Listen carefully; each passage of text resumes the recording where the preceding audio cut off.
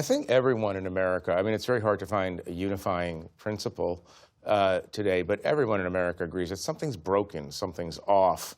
Some people have one set of reactions, other people have another set of reactions. But Susan, is Donald Trump, is the presidency or the double presidency of Donald Trump, is it a symptom of this dysfunction, this polarization, or has he been a cause of it? Or you obviously have a choice C, which is both.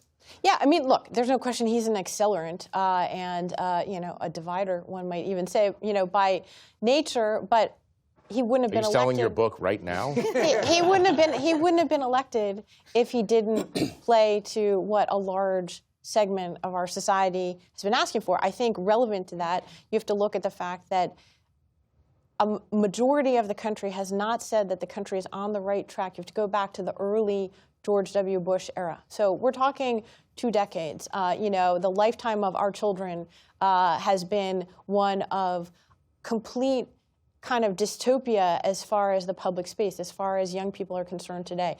They're astonished when we talk about, you know, this sort of mythic past when there was a national consensus, when we were promoting democracy at home and abroad, because the new normal for them is this contentious, divided, polarized environment. So Americans don't believe, what they're united in is believing the country's gone to hell, that they don't think the country's on the right track. There's been a general diminution in support and belief and faith in all institutions. That includes religious institutions. It includes institutions of the government, even the military, which until recently had been, you know, and still has higher, you know, ratings. But even that, as we see in a purposeful way, we do have a political party now that is very purposefully organized itself to attack the legitimacy and foundations of institutions. That, to me, is one of the signal differences of Donald Trump, right, is that he is going after the things that make our society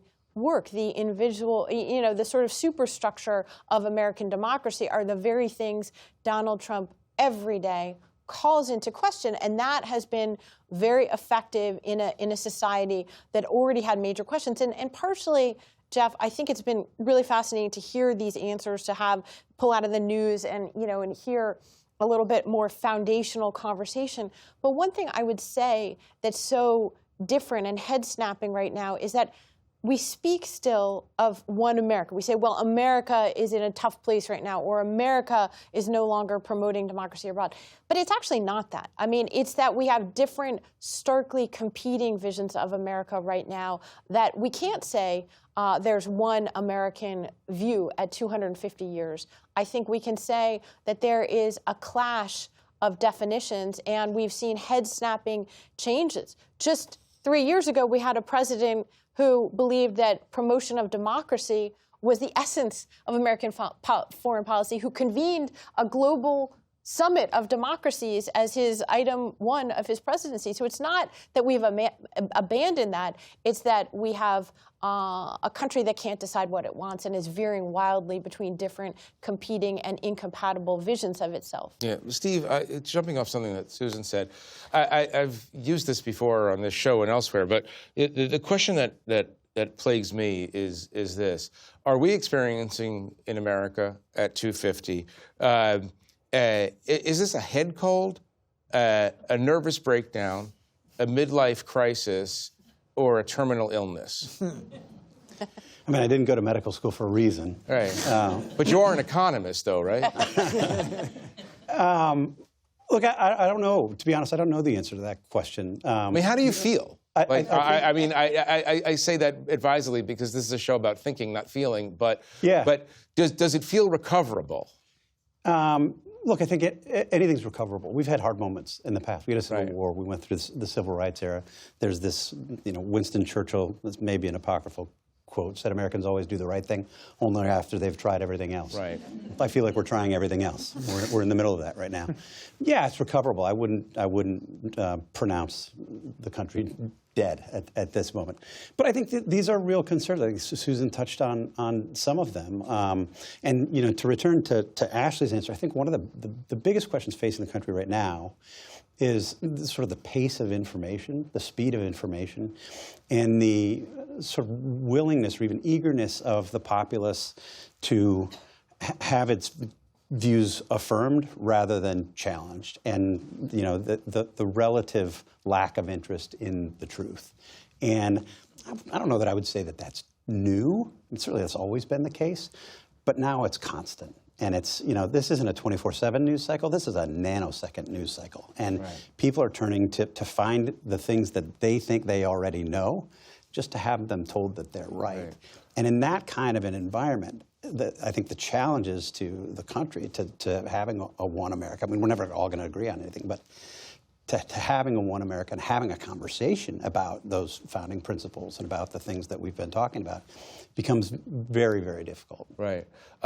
We have a bit of geographic diversity on this panel, and I want to ask Tim, who lives in Michigan, and Idris, who's from Kentucky, to comment on what Steve is talking about in terms of what people you live around who aren't immersed. One of the things that makes them different from what we do in Washington is that they're not thinking about all this stuff all the time. They actually have lives. And so I'm wondering, from what you're picking up, is it the speed of information that's overwhelming people? Is the information just worse than ever? What is it from your perspective? So I would see the point that we are living through this epistemological crisis right now, and it is it's really, really, really dangerous. And I just don't think that we could devote an entire panel to talking about the threat of what happens when you have people who no longer share a lived reality or no longer operate from a common baseline of fact and information. I mean, it's really damaging, and we see it every day, and I think it's accelerating. I would argue, though, that I think that epistemological crisis is actually downstream from a crisis of trust. And the thing that is so striking to me, not only when I jump in my truck and do road trips for reporting, but just with friends, family in Southeast Michigan in my backyard, people who I grew up with, these are people who, to the point about sort of institutional decline, these are people who have reached the conclusion that no one is looking out for them.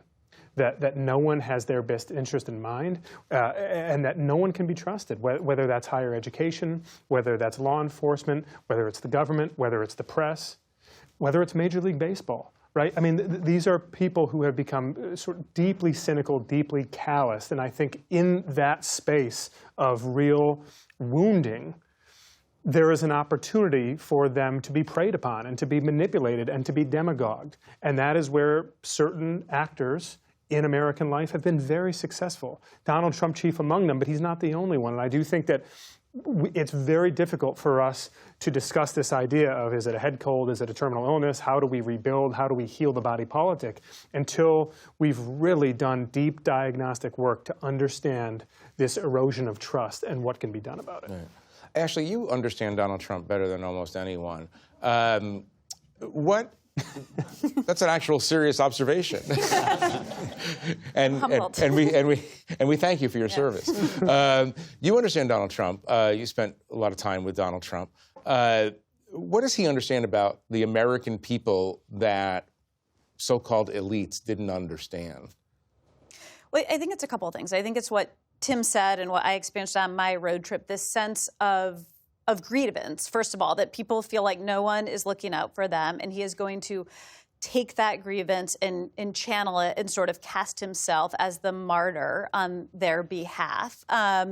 He also benefits, what he understands is that just in a lot of these things, when I say understands, it's at a true sort of gut, visceral level, but that shamelessness is a superpower. And it's much easier, frankly, to be shameless in a world where trust in information sources and reality is so polarized to begin with. I mean, just briefly to go back to the previous question, I was thinking, we have always made choices about our information, right? Subscribing to the Wall Street Journal or the Washington Post, that's a choice. You're going to get slightly different news sources. Watching Fox News or MS Now, slightly different choices. But I think what we have not accounted for is that social media, you're not, at this point, you are not even making a choice. When you open your phone, based on an algorithm that recognizes that you spent 2.5 seconds looking at something, the algorithm is feeding you something it wants you to believe, something it reinforces, something that you may not even consciously know that you believe. And so if you get fed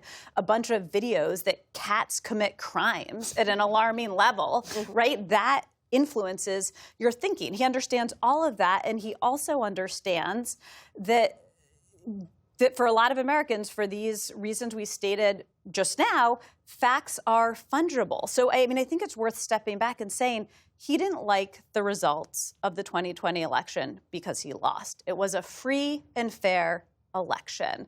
But the idea that he just intuitively understood that if he just said, I won this election, it was stolen, and he said it shamelessly enough and frequently enough that he could get a huge portion of the population to believe that in their bones. Right. I mean, that is real understanding of something. Right. Idris, why are cats committing crime at such a alarming rate? I want you to answer the same question I asked Tim about what people are thinking and how they're using social media in places that are not Washington, New York, Los Angeles, and so on. You're from Kentucky. Talk about that. Yeah, I think there can be a kind of, in Washington, people are very interested in politics, and people who are interested in politics tend to be the ones who sort themselves into these rival camps with these rival epistemologies, and they lob, grenades at each other through vodcasts and whatever else. They're kind of fighting over a kind of mass of people who are, not trusting of politicians, disinterested in politics. If you look at their voting behavior, they're not terribly consistent from one year to another. From 2012 up until 2024, probably 2028, Americans have voted for a different presidential party every year. The midterm elections, they always cycle in and out. Political scientists have this thermostatic conception of American voters that, they turn it up and then they turn it down, and they turn it up, they turn it down. And that's been a good model for how people are. So in terms of what we're talking about, it's true and it's important, but it's also important to see that that's a description of elite behavior and people who are interested in politics. And that's important because elites, I think, matter for voting patterns. They matter for all the things that we're talking about. Respect for losers' consent, elections, et cetera. All of that matters. But I think that if you go outside of Washington or New York, a lot of people are getting on with their lives. As we said earlier, America's really rich. And a lot of people just enjoy having a nice life. That does still happen here, which is sometimes harder to see for all that we're debating. So it's not to say that what we're saying is not right. It is right, but there's also a lot else that's going on. But I would just add to that quickly. I think we're separating ourselves in other ways. It is the case that that's largely an elite phenomenon, and you have conversations with partisans in Washington, D.C. that literally don't even make sense to real people in the real world. They don't think like this. Why would you vote for a Republican who is against all of your values and does things that you abhor just because that person's a Republican? Same thing for Democrats. But we're also dividing ourselves, I think, in another way.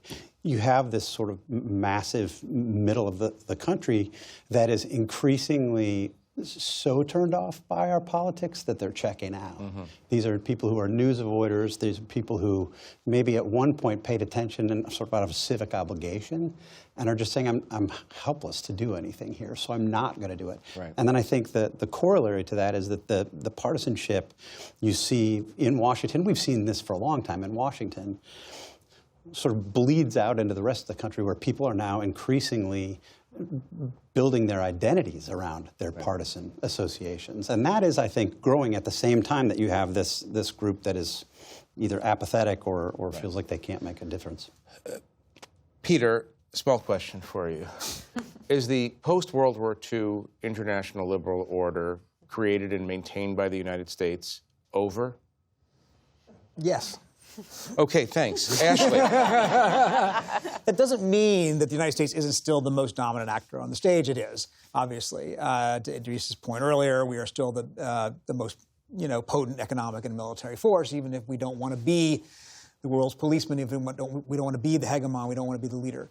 But certainly our understanding of what we thought the world order was for the last 80 years is over. It just is. Now, it doesn't mean it can't change again with another president, but this president has made very clear that he does not see it as America's role to be friends with Europe, the way every president, Republican or Democrat, since World War II did. He does not see it as his role to stand up to autocracy, to Susan's point about Biden's summit.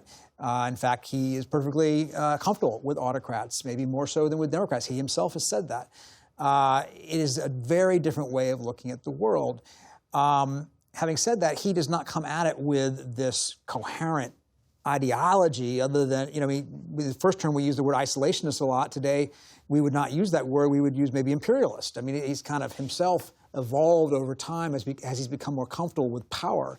But he's using it in a way that Reagan and Truman and Eisenhower and Obama would never have used it. And I think that is challenging our conception of who we are in the world and whether we stand out as that beacon you asked about earlier for the rest of the world. What strikes me is, how do people see us today? Do they see us as a country that's led by Trump, and we may or may not agree with Trump, or do they see America as being what Trump says we are? And I think that when we have at times been alienated from our friends in Europe over the Iraq War or over Pershing missiles during the Cold War or whatever, people didn't lose faith in America. They might have disagreed with America's leader at the time. And the difference today, I wonder, and I'm not smart enough to know, is whether we are changing our the way we present ourselves to the world and how they see us.